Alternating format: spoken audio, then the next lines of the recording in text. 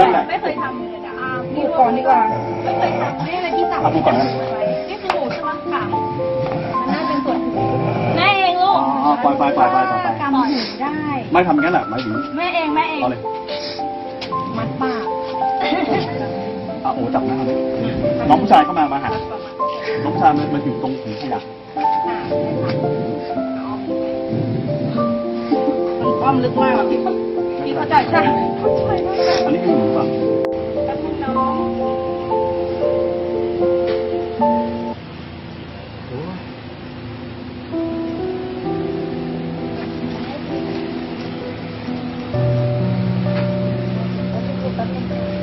โอ้ย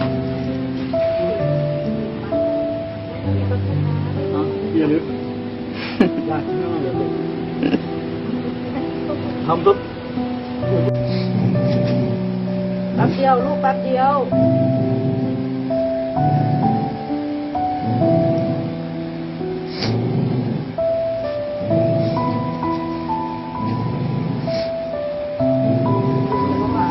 ไม่เสร็จนะ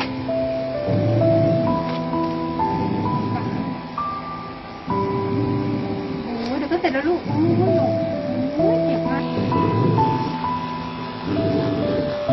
หนูจะรักพวกเขามากเลยลูกพวกพี่ๆนะลูกนะ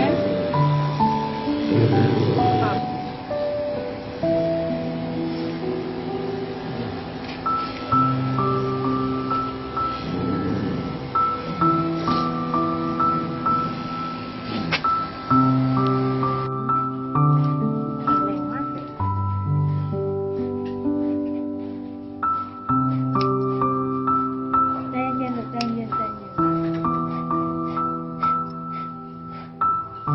องหายใจแรงๆไม่เป็นไรเนี่ยไม่เป็นเหนื่อยได้อีกสุดไม่ต้องกลัวพี่ปามแป๊บนึง เอายางเลยกระป๋องขาว กระปุกยาห้ามเลือดอ่ะ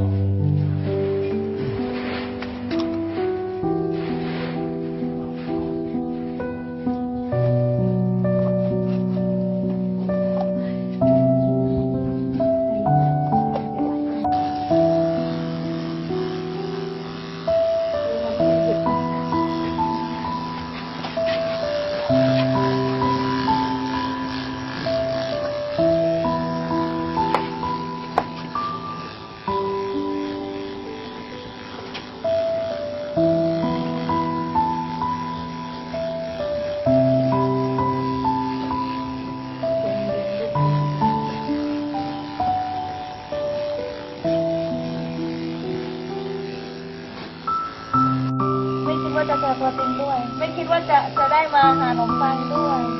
ๆโอ้ส่งภาพดูอารมณ์ขนาดนั้น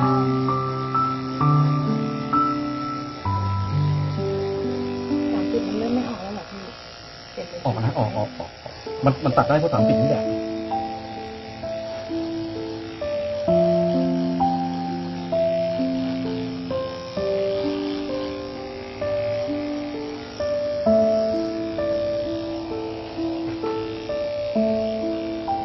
โอ้จับตรงหัวเข่า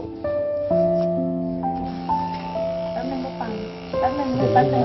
ดูอันตรายนะลูกนะ ไม่ได้ลูกไม่ได้นะแป๊บนึงแป๊บเดียวเองค่ะเดี๋ยวไปเที่ยวลูกแม่รู้แล้วลูกแป๊บนึงลูกปัง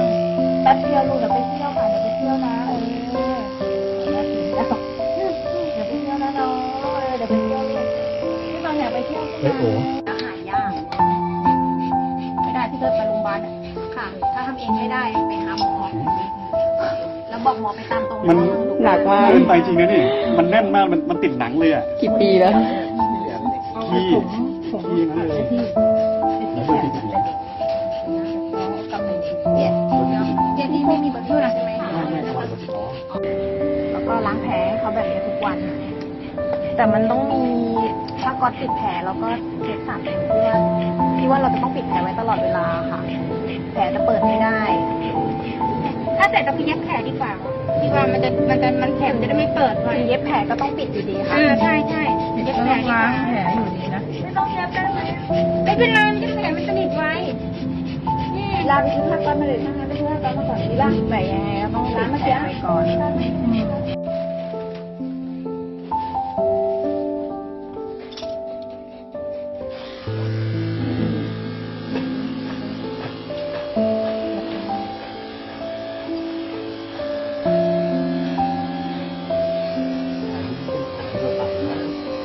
มันเป็นของที่เราตัดออกแล้ว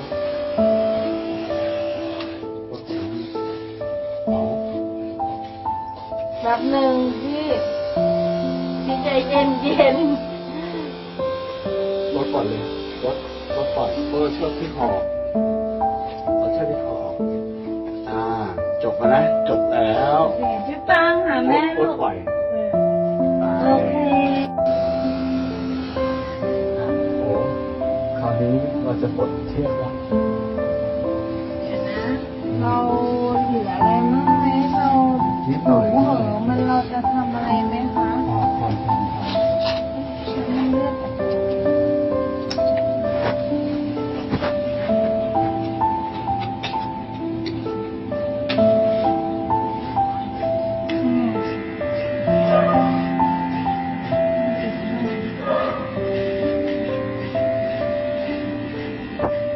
ไม่ต้องถอนนะเช็ดหูอย่างเดียว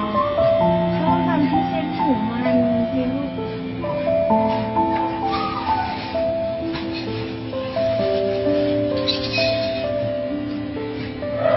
มีไหมคะ เอาอันนี้มันยังแง่หมู อะไรนะ ต้อง มีอยู่ใน อาบน้ำกินหน่อยลูกกินน้ำหน่อยเอามนทำไมมันเจอใครที่เจอพี่ปังค่ะลูกพี่ปังน้ำกินน้ำลูกกินน้ำก่อนไหม อ๋อเดินหาน้องเดิน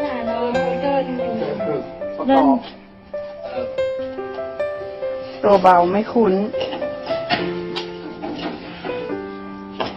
น้องจะไปไหนปวดฉี่ไหมนี่ไม่หนูมาเดินทางนี้ลูกพี่ปังไม่ได้ลงทางรถกระดับมานี่ลูกมาพี่ปังเดินทางนี้ลูกฟังเสียงแม่หนูไม่ได้เอานี้ใส่เลยมานี่ลูกมาพี่ปังนี่น้ำอยู่นี่ลูกเอาเสียงหยุด เขาให้ผู้หญิง2 คนเรียน